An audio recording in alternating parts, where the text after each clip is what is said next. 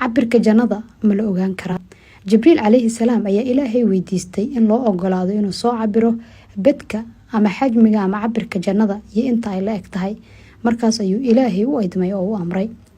sidaad wada ogtihiin Jibriil Ilaahay wuxuu siiyay awood aan caadi ahayn asagoo masaafada u dhaxaysa samada 7 iyo dhulka ku jari kara wax ka yar hal ilbiriqsi.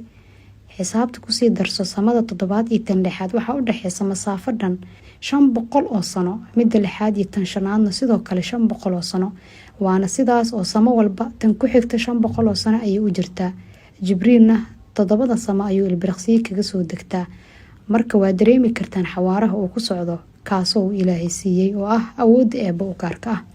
Jibriil calayhi salaam ayaa bilaabay inuu duulo si uu jannada u soo cabiro amarkii eebba uu kaga fasax qaatay uu u fuliyo.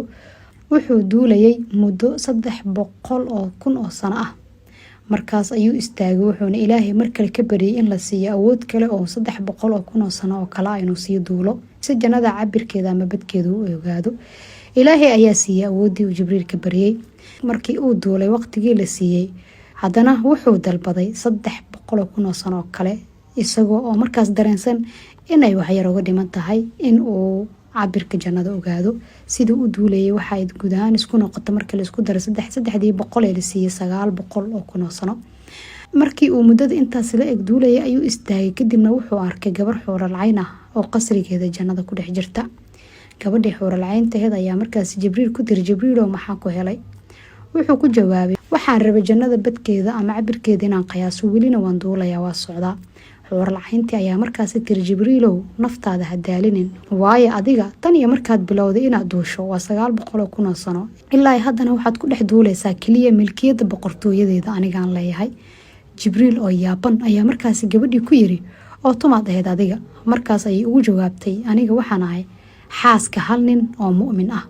waxaad halkaasi ku ogaanaysaa badka 900,000 oo sano oo Jibriil duulayay kaliya inay ahayd jannada hal qof oo mu'miniinta ka tirsan. mu'min kasta oo jannada galana uu leeyahay jannadaasi weynanka badan oo kale.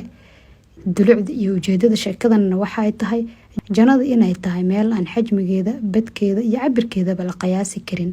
Ilaahay mooyaane cid kale aysan ogaan karin inta ay la eg tahay, qaabka ay la eg tahay, waxa ku dhex jira kaliya wax yar mooyaane. cabdiraxmaan xasan anteeno ayaa noo soo qoray.